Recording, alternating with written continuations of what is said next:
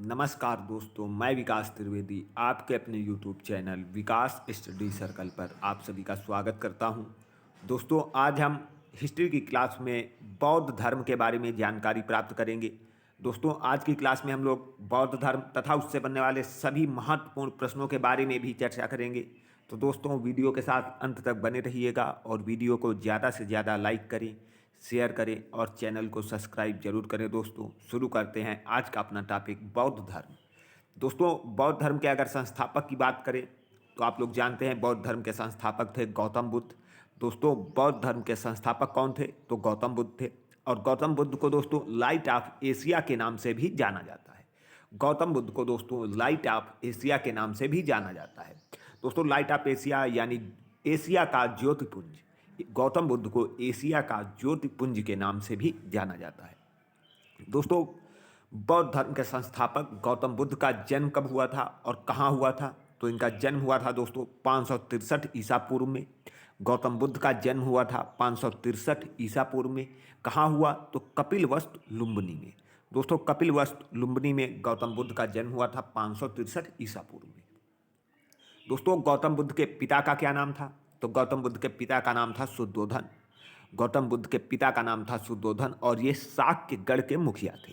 गौतम बुद्ध के पिता जो शुद्धोधन थे, ये शाक्यगढ़ के मुखिया थे। और इनकी माता का नाम दोस्तों, गौतम बुद्ध की माता का नाम क्या था? तो माया देवी था। दोस्तों, गौतम बुद्ध की माता का नाम था माया देवी। और दोस्तों, माया देवी की मृत्यु गौतम बुद्ध के जन्म के 7वें दिन हो गई थी। तो दोस्तों, गौतम बुद्ध की माता माया देवी की मृत्यु गौतम बुद्ध के जन्म के 7वें दिन हो गई थी। और इनका लालन यानी पालन पोषण किसने किया? तो इनकी सौतेली माता प्रजापति गौतमी ने किया था। दोस्तों, इनकी सौतेली माता प्रजापति गौतमी ने इनका पालन पोषण किया। तो और दोस्तों, इनकी माता का नाम क्या था? तो माया देवी था। और इनकी सौतेली माता का क्या नाम था? तो प्रजापति गौतमी था।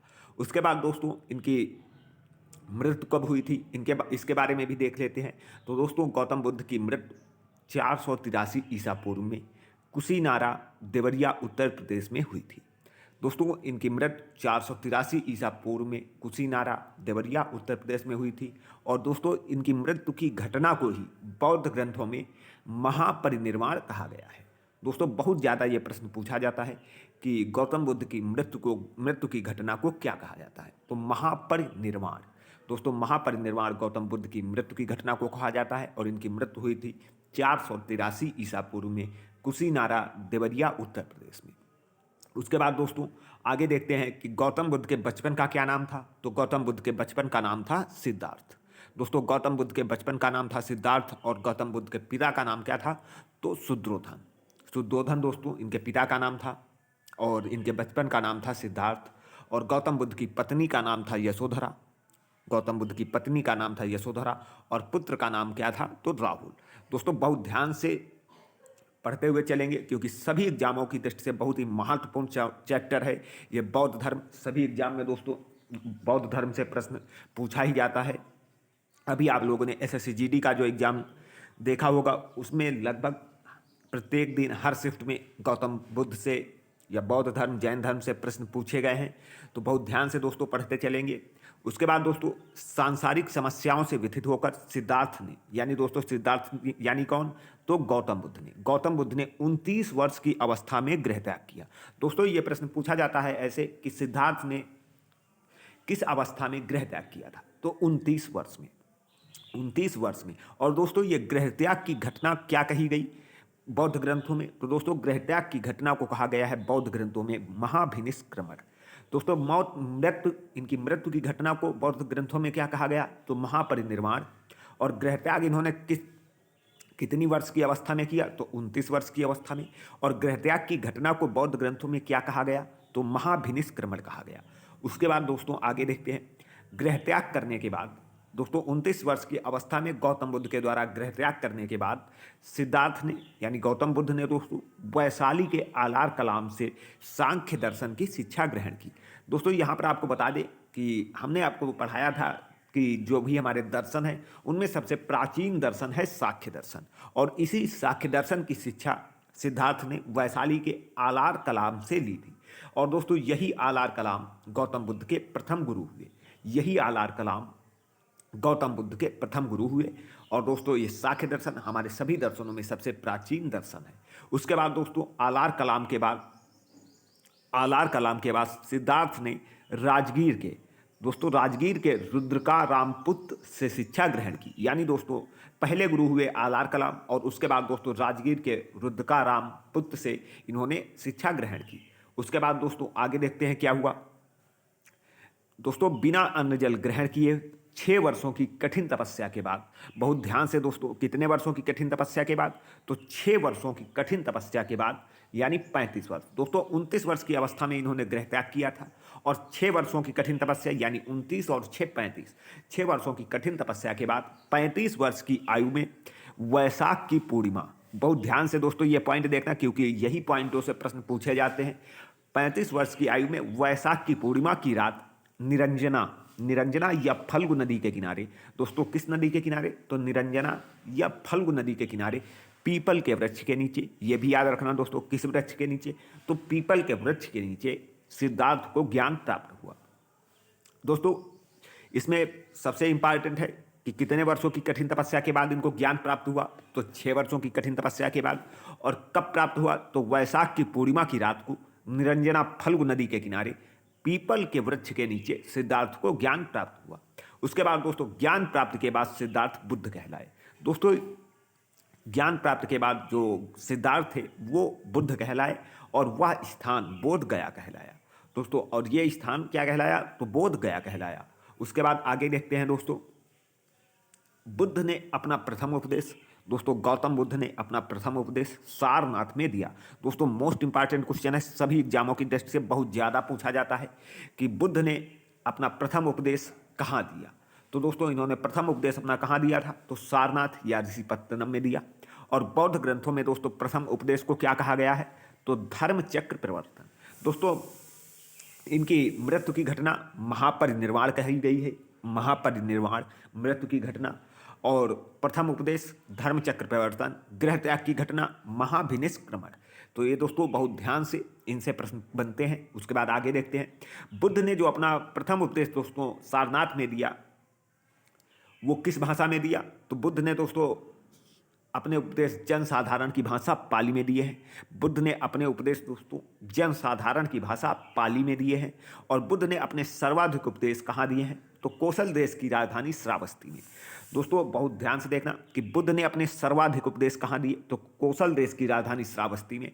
प्रथम उपदेश कहाँ दिया, तो सारनाथ उत्तर प्रदेश में। और बुद्ध ने अपने उपदेश, इनके उपदेशों की भाषा क्या थी, तो पाली।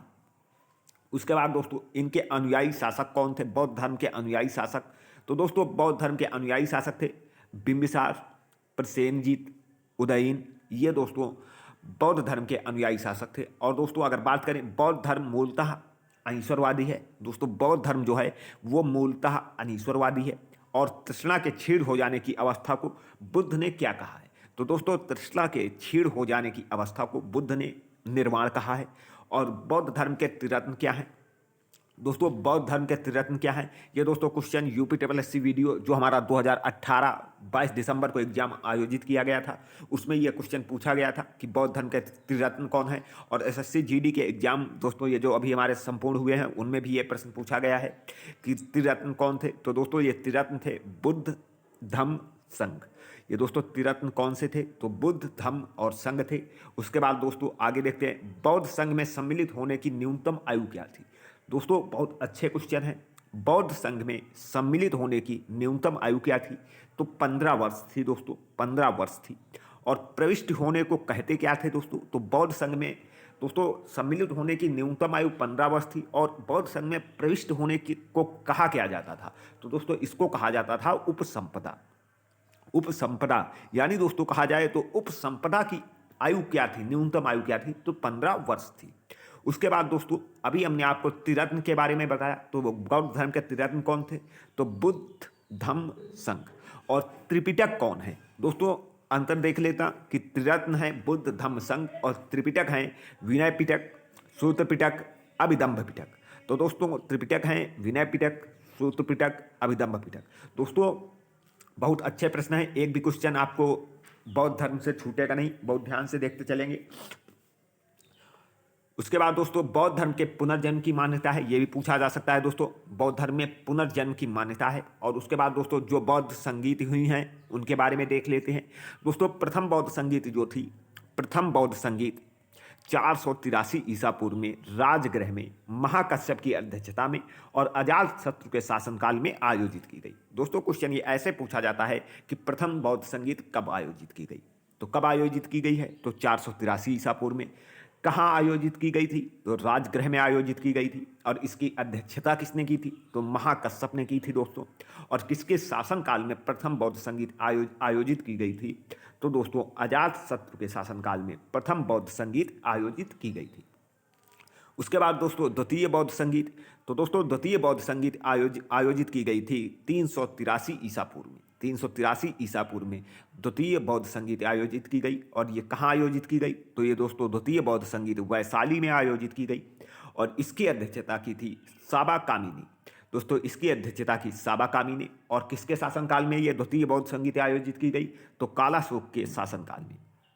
उसके बाद दोस्तों तृतीय बौद्ध संगीत आयोजित कब की गई थी, तो 255 ईसा पूर्व में। 255 ईसा पूर्व में तृतीय बौद्ध संगीत आयोजित की गई। और ये दोस्तों किस स्थान पर आयोजित की गई, तो पाटलिपुत्र में आयोजित की गई।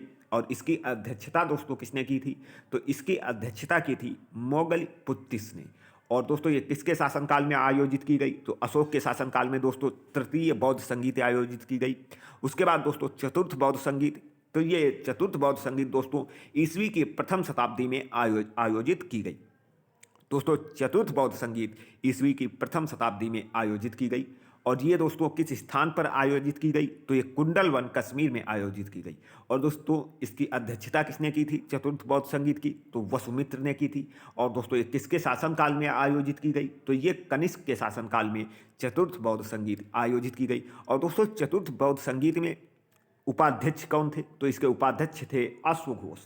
दोस्तों चतुर्थ बौद्ध संगीत के अध्यक्षता तो वसुमित्र ने की। और चतुर्थ बौद्ध संघ की उपाध्यक्ष जो थे वो अश्वघोष थे। उसके बाद दोस्तों आगे देखते हैं सर्वाधिक बुद्ध मूर्तियों का निर्माण किस शैली में किया गया है। तो दोस्तों सर्वाधिक बुद्ध मूर्तियों का निर्माण किस शैली में किया गया है, तो गांधार शैली में किया गया है। सर्वाधिक बुद्ध मूर्तियों का निर्माण गांधार शैली में किया गया है। उसके बाद दोस्तों आगे देखते हैं लेकिन बुद्ध की प्रथम मूर्ति, दोस्तों सर्वाधिक बुद्ध मूर्तियों का निर्माण गांधार शैली में किया गया है, लेकिन बुद्ध की प्रथम मूर्ति जो थी वो मथुरा कला के अंतर्गत बनी थी। उसके बाद दोस्तों आगे देखते हैं भारत में उपासना की जाने वाली पहली मूर्ति किसकी थी। तो दोस्तों भारत में उपासना की जाने वाली पहली मूर्ति थी गौतम बुद्ध की। भारत में उपासना की जाने वाली पहली मूर्ति थी गौतम बुद्ध की। उसके बाद दोस्तों अनीश्वरवाद के संबंध में बौद्ध धर्म एवं जैन धर्म में समानता है। अनीश्वरवाद के संबंध में बौद्ध धर्म और जैन धर्म में दोस्तों समानता है। और चतुर्थ बौद्ध संगीत के बाद बौद्ध संगीत दो भागों में विभाजित हो गई। दोस्तों चतुर्थ बौद्ध संगीत कब आयोजित की गई, अभी हमने आपको बताया है। तो ये आयोजित की गई थी ईस्वी की प्रथम शताब्दी में। और दोस्तों कहाँ आयोजित की गई, तो कुंडलवन कश्मीर में आयोजित की गई थी। और इसकी अध्यक्षता दोस्तों की थी वसुमित्र ने। और उपाध्यक्ष थे दोस्तों इसके अश्वघोष। और किसके शासनकाल में आयोजित की गई, तो कनिष्क के शासनकाल में आयोजित की गई थी दोस्तों। और इसी बौद्ध संगीत में दोस्तों ये बौद्ध धर्म था वो दो भागों में विभाजित हो गया। और कौन कौन से भागों में, तो महायान और हीनयान। दोस्तों बौद्ध धर्म दो शाखाओं में विभाजित हो गया, महायान शाखा और हीनयान शाखा में।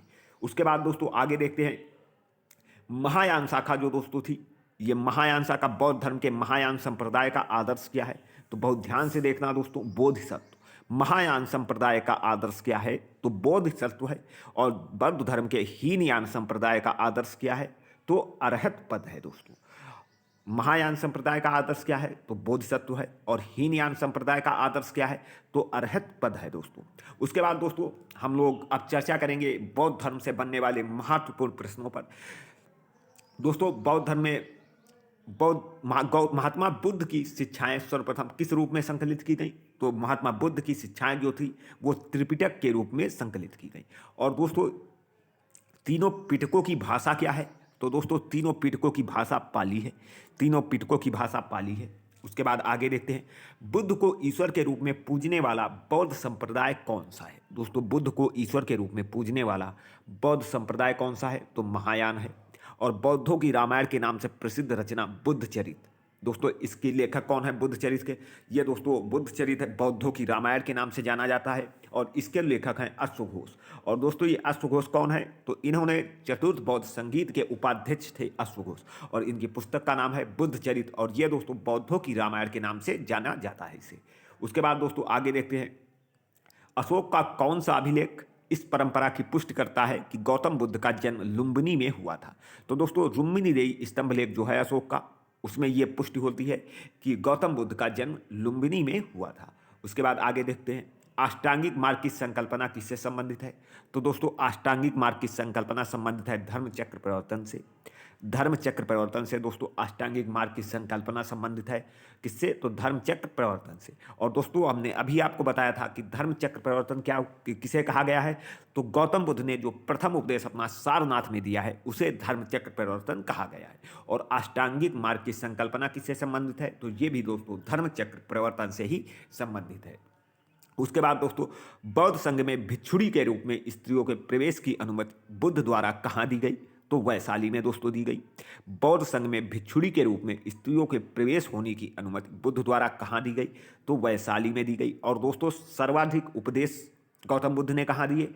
तो दोस्तों कौशल देश की राजधानी श्रावस्ती में। बहुत ध्यान से दोस्तों याद रखना कि सर्वाधिक उपदेश कौशल देश की राजधानी श्रावस्ती में दिए। और बौद्ध संघ में भिक्षुणी के रूप में स्त्रियों के प्रवेश की अनुमति बुद्ध द्वारा कहाँ दी गई? तो वैशाली में दी गई। उसके बाद दोस्तों सम्राट अशोक ने अपने पुत्र महेंद्र और पुत्री संघमित्रा को बौद्ध धर्म के प्रचार प्रसार के लिए कहाँ भेजा? तो दोस्तों ये आप लोग जानते हैं कि श्रीलंका भेजा था अशोक ने। उसके बाद दोस्तों बुद्ध किसके काल में कौशाम्बी आए थे? तो बुद्ध दोस्तों उदयन, ये दोस्तों अजातशत्रु के पुत्र जो उदयन था, इसके शासनकाल में गौतम बुद्ध कौशाम्बी आए थे। उसके बाद दोस्तों गौतम बुद्ध को एक देवता का स्थान किस राजा के शासनकाल में प्राप्त हुआ? तो दोस्तों कनिष्क के शासनकाल में प्राप्त हुआ गौतम बुद्ध को एक देवता के रूप में। और दोस्तों एक कनिष्क के शासनकाल में ही कुंडलवन कश्मीर में चतुर्थ बौद्ध संगीत का आयोजन किया गया था जिसकी अध्यक्षता वसुमित्र ने की थी। उसके बाद दोस्तों आगे देखते हैं, बुद्ध की खड़ी प्रतिमा किस काल में बनाई गई? तो दोस्तों बुद्ध की खड़ी प्रतिमा बनाई गई कुषाण काल में। बुद्ध की खड़ी प्रतिमा जो थी वो कुषाण काल में बनाई गई। उसके बाद आगे देखते हैं, प्रथम शताब्दी ईस्वी में किस भारतीय बौद्ध भिक्षु को चीन भेजा गया था? तो दोस्तों नागार्जुन को चीन भेजा गया था प्रथम शताब्दी ईस्वी में। उसके बाद आगे देखते हैं, शून्यता के सिद्धांत का सर्वप्रथम प्रतिपादन करने वाला बौद्ध दार्शनिक कौन था? तो नागार्जुन था। दोस्तों शून्यता के सिद्धांत का सर्वप्रथम प्रतिपादन करने वाला बौद्ध दार्शनिक कौन था? तो नागार्जुन था। उसके बाद दोस्तों अगला क्वेश्चन हमारा है, नागार्जुन किस बौद्ध संप्रदाय के थे? तो दोस्तों माध्यमिक संप्रदाय से संबंधित थे नागार्जुन। उसके बाद अगला हमारा क्वेश्चन है, मगध के किस शासक ने बुद्ध के निवास के लिए वेलुवर नामक विहार बनवाया था? तो दोस्तों बिंबिसार ने बुद्ध के निवास के लिए वेलुवर नामक विहार बनवाया था। उसके बाद संघ में प्रवेश करने वाली प्रथम महिला कौन थी? तो प्रजापति गौतमी थी। अभी हमने दोस्तों आपको बताया था कि संघ में महिलाओं की अनुमति गौतम बुद्ध ने कहाँ दी थी? तो वैशाली में दी थी। और सबसे पहले दोस्तों इसमें शामिल कौन हुआ था? तो प्रजापति गौतमी शामिल हुई थी। उसके बाद दोस्तों भारत का सबसे बड़ा मठ कहाँ स्थित है? तो दोस्तों भारत का सबसे बड़ा मठ स्थित कहाँ है? तो सिक्किम में स्थित है दोस्तों भारत का सबसे बड़ा मठ। और उसके बाद दोस्तों बौद्ध धर्म से संबंधित हमारा ये आज का अंतिम क्वेश्चन है कि उपोषण का आचरण कौन करते थे? दोस्तों उपोषण का आचरण कौन करते थे? तो बौद्ध भिक्षु दोस्तों उपोषण का आचरण करते हैं। दोस्तों उम्मीद करता हूँ आपको ये वीडियो अच्छा लगा होगा। अगर दोस्तों आपको ये वीडियो अच्छा लगा है तो वीडियो को ज़्यादा से ज़्यादा लाइक करें, शेयर करें और चैनल को सब्सक्राइब जरूर करें। दोस्तों मिलते हैं अगली क्लास में, तब तक के लिए धन्यवाद। जय हिंद।